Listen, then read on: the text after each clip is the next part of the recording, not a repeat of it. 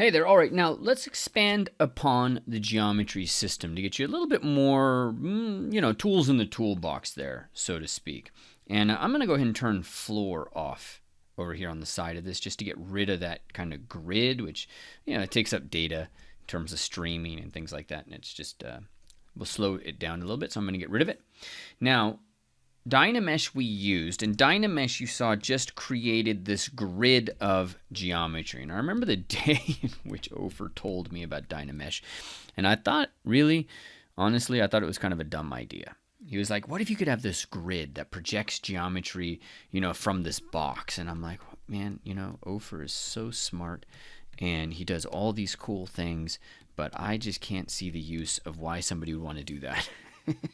And now I use it almost every time I sculpt, but what do I know? That's why he's Ofer. And by Ofer, I mean the developer of ZBrush. So Dynamesh is really great for adding kind of just sculptable geometry. And one of the things that people will do is start looking at not just Dynamesh, but looking at ZRemesher. And ZRemesher creates a different level of geometry that isn't just sculptable, but in some cases animatable, and in some cases more optimized to the form. Dynamesh, you got to use a lot of small little grid pieces to get shape, but if you go into ZRemesher, you can capture shape in fewer polygons, and I'll demonstrate that right now. Let's just go and let's turn polyframe on, and we will snapshot that. Shift S, come in here, and let's turn polyframe off. And I'm going to free subdivision levels, and I'm going to ZRemesher this. I'm just going to use default, nothing special. I'm not going to worry about any features. ZBrush is really designed to work out of the box as much as humanly possible. Okay. Now, if you look at this shape, and I went from 50,000. That's 54,000 to 11,000, and I still have the same basic shape. And if I was to divide this, that's still got a lot of the form, right? It's still got a lot of the form that it had before. Not necessarily the crevices, but now if I come in and let's go back to our ZRemesher, and I'm going to click the free subdiv so that we get all of that geometry put back into it, clear the mesh. Okay, and you look at the geometry. These are the two different levels of geometry. That's all quadded out. And then this is ZRemesher, where they go in and they create control loops that fit around the geometry, and they flow the geometry to help describe the form. And if you remember right, this was about 700,000 or maybe 800,000. This is only 175,000. That's less. And that's the idea. Okay, and I capture to me that's capturing all the detail that was there before. We're getting a little bit wonky here in these areas, so I might need to divide that to be able to capture that stuff. But everything done and said, this is something that we tend to do at the end. So I'm gonna go back because this level of organization is good, but it's one of the last things you do. And if I want to add a body to this, I'm gonna undo all the way before I did the free subdivs, and I'm going to go back to the 870,000. Wow, I had that number off. And if I still want to build on this guy, there are other tools that I use, and I don't worry about ZRemesher yet. Dynamesh is the one that you use when you are building. All right, but before we Dynamesh this again and deal with all of that, I'm going to come over here and I'm going to learn about the insert brushes. And the insert brushes are where we get in and we start to use this Maquette sculpting approach, which is a very powerful approach. You can come in with this whole list of all these items that you can add in. And I'm going to go to this polysphere right here. You could use any of these really, but I'm going to use polysphere. And what this does is it allows you to click and draw on the surface, but I've got subdivision levels, which it doesn't like. So I'm going to exit out of that. I'm going to freeze the subdivision levels so it'll go back down to the basics. And now I can go in and I can add these little pieces of geometry. Okay. What I want to do is I want to add one right in the center at the bottom. And if you press shift, it does weird things. And if you pull out and you pull in, it does weird things. So just pull it out best you can. There you go. Maybe pull it out from a front view. You see that that's a little bit, holds to it a little bit better. I think it's a smarter idea than, because now it's rotating around and all kinds of nonsense is happening. Just pull that out. Now, once you've got that pulled in order for me to move and manipulate this, I got to introduce you to another part of this geometry system. And that part is up here in this move, scale, and rotate area, and right there with this little gizmo. That's the little gizmo icon. So I'm going to just go into move, and you note I have a gizmo on. If you see these lines instead, then you want to come and click and say, hey, I want the gizmo 3D. And the gizmo 3D has a couple of different places. You can click on these outside controllers. Make sure you're in a side view and you're locked in there by pressing shift, because otherwise it moves it in camera space so it can get all wonky. Okay, so you press shift, lock it in, move this into place, and you can manipulate this. You can say, hey, yeah, okay, I'm going to make this a little bit round and big, like this is a big hefty dude, right? That's his belly. Okay, and let's give him a little bit more depth in this direction, and you can rotate that around. There you go, kind of like that. And yeah, I think that's actually quite good. So now we can decide, do we want to insert another one? In which case, before you do anything else, you need to come back up here and you got to hit draw. Real important. Hit draw. Draw it out. Just like that. Now I can go back to move and click these little icons and move it in space. You can rotate this and pull it out and pull it up, and maybe I'll look at this from the top and I'm going to actually rotate this a little bit like that. That's better. Snap it. There we go. Voila. Yeah, like that. And a little bit more depth and move it back a tiny bit. Cool. Now, if I go back into draw, this mask is isolating the body, and so if I come into the move brush now, I can move this around and move it away from that spherical shape, and I can start turning it into, I can just start to create a little bit more of a box, and start to kind of create some of the other elements and shapes that I'm trying to capture. Let's pull this forward and get a little sense of those clavicles and how that, and let's pull this up to get a little bit of the trapezius. There you go. Pull that down a little bit to get some of the back. And I'm going to flatten that a tiny bit. There you go. Voila. Voila. Clear that. Okay. We're getting there. Okay, we're going to come back in to the inserts. I press I, and I'm going to press insert primitive, polysphere, and I'll look at this from a front view, and I'm going to pull in a stomach area. Go to the side view, move, and move that around.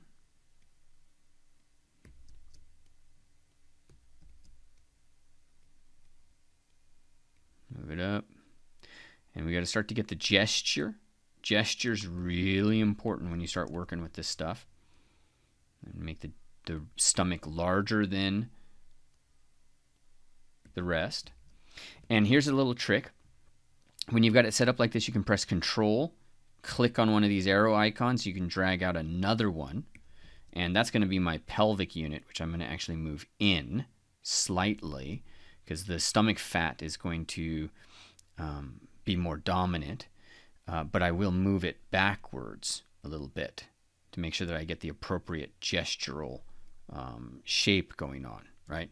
Okay, so in this, to be super clear, we've got a rib cage, which has this forward-facing behavior. We've got a pelvic structure with the butt, that most of the junk in the trunk is in the back, right? And then the stomach, most of that is in the front. Then we'll go in and we'll put some legs in, a couple of other cool components to that. But, I think that's going to work quite nicely. We can also then go into move, and now we could say Control, click and drag, and scale this in. Scale that in, and this could become one leg, right? But We're having a little bit of a problem moving this.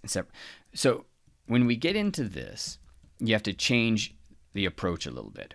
Okay, so right now when I'm dealing with the torso, if I want to do legs and arms, it's kind of a pain to use that system. What I need to do is go back into draw, and I need to draw out 2 more little shapes.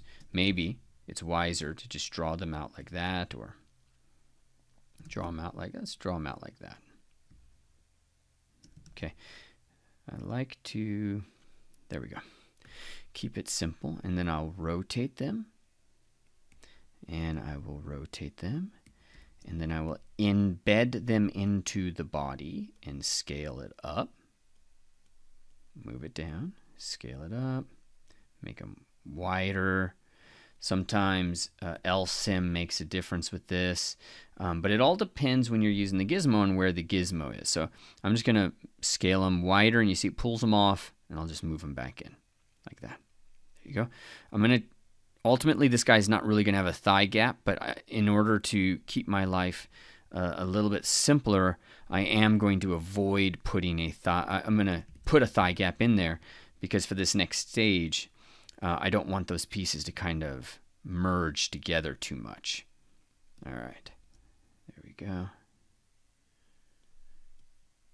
There we go, and scale that up. Scale that in a little bit. There you go. Okay. Clear out of that. Voila. In fact, actually, don't clear out of that mask, because we can then just use this press control, click and drag, and that's our lower leg. You got to make it thinner. Front and back, you got to make it a bit thinner. And since we're including the knee in that, we got to get that a little bit more. There you go. All right, and get it positioned. Voila.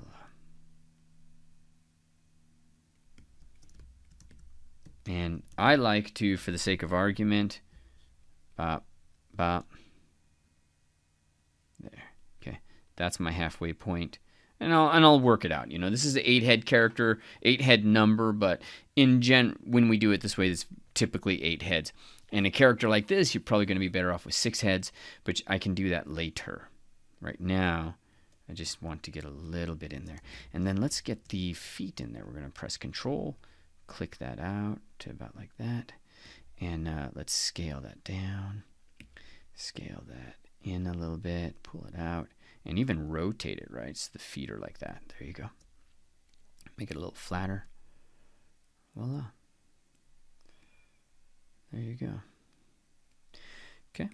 Now we have a bunch of little pieces of clay that I can sculpt. And if you press polyframe, you'll see they're all a little bit different color, which is cool because now you can take these groups and you can kind of separate them from each other, which is kind of nice. But we can also, if we want to, we can go in and use Move, Topological. So I'm going to press M for Move Brushes, T for Topological. And this brush is going to allow me to just go in and say, pull one individual part and not affect the other. So there we go. Now I can kind of establish a little bit of shape in there. And I'm going to flatten the bottom of that foot. There you go. Establish a little bit more of that basic structure. Okay. And then look at this from below. Press Shift and start to pull out some of that shape. Like that's get that particular shape of a foot. There you go. Yeah, like that. Then let's get this ankle in a little bit. You got to be careful when you're doing this. You don't have too large of a draw size because then it'll affect left and right, or it can. It seems to be doing okay. And yeah, right here we're having a bit of a problem. So there you go. And I'll pull this back from this view. There we go. Flatten this. This is all stuff that I learned over the years doing anatomy and things like that. Just getting these essential gestures. Not important for you at this stage. But if you're wondering why yours looks a little different than mine, it's just, you know, I got years of study and simplification of form under my belt that helped me kind of get results quick and with simple shapes. All right. See, it starts to really work, right? I like it. Okay, now let's give this guy a little bit of a package and drop the butt below the package and flatten it to create a little bit more. See how it was round before? Now I'm flattening and creating a flat plane there, and I'll use that flat plane. There you go. And we'll move his butt in a little bit. And then I'm going to flatten. A lot of what I'm doing right now is just taking the curve out. There you go. Except for where I want it, which is here in the stomach. So let's move that in and get that stomach to move down.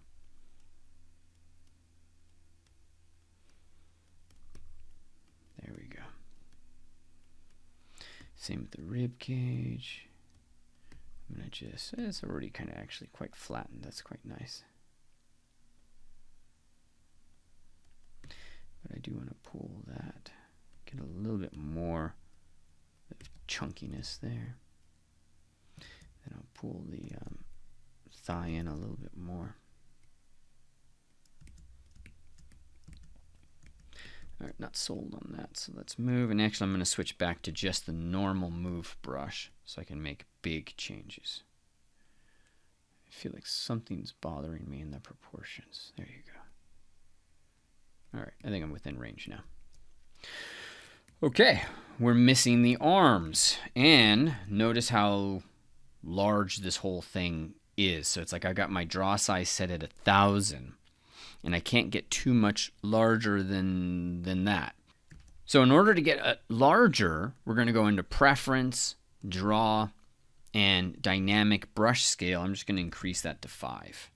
Okay, and that makes my brush just larger. There's other things I can do, but I'm going to grab from the base, and yeah, there we go, I think. Yeah, just get them a little bit more straight up and down. Cool. Now we need to do the hands and the arm, and I think I'm going to do that. I'm going to press Control Shift, click on this, and then I'm going to go to Geometry, Masking. I'll just say Mask All. Control Shift, Inverse. I'm going to go into Move. Press Control on the keyboard and duplicate these. Okay, it's getting a little funky in terms of how it's behaving with that. So I really wanted to be able to just quickly move the hands up, or the legs up, and basically turn them into hands, but it's giving me some trouble in that. So let's just go and do this one bit at a time. So I'm going to go Insert, and let's go Insert Primitives. And in this case, instead of using a sphere, I'll use an Insert Cylinder. There you go. Now, make sure you're in draw mode. Occasionally it gets a little funky. Oh, we introduced a nice little feature into ZBrush, but notice I had some parts selected and masked and whatnot, and so it basically swapped them out. So I pressed undo, get rid of any mask, because I don't want it to replace anything, which is cool, but you know, not quite what I was asking for, guys. Thanks. Now let's rotate this around, and this isn't very nice. It needs to behave better. Why is it not behaving better? There you go. See how having LSIM on caused this little, basically what it's doing, you can kind of barely see it, but let's get the drawing tool.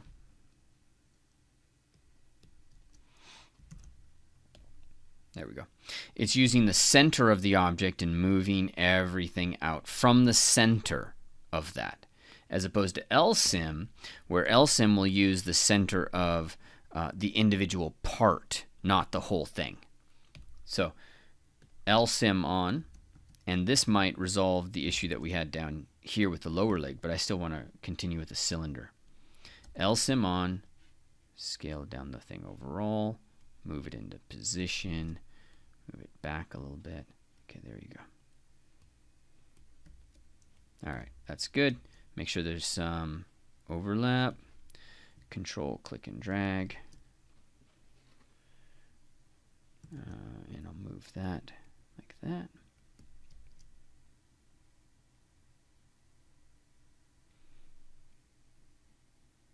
Okay, and something about there. All right, now I'm going to drop out of that gizmo. And we're going to put a little hand in here. And for the hand, I'm going to put a polysphere. But as soon as I put that polysphere, I'm going to switch back over to move.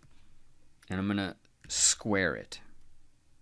So I'm going to select this group of faces, this group of faces, this group, and that group.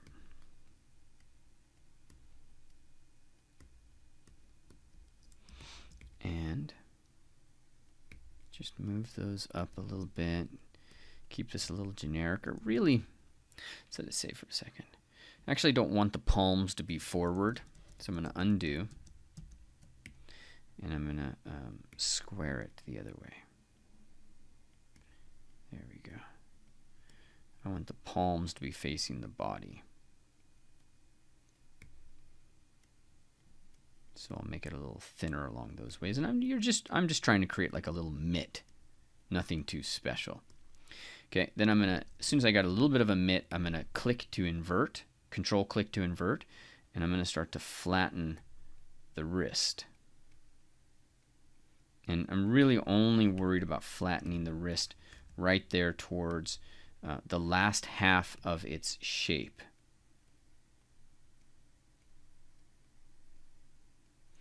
And then move it in.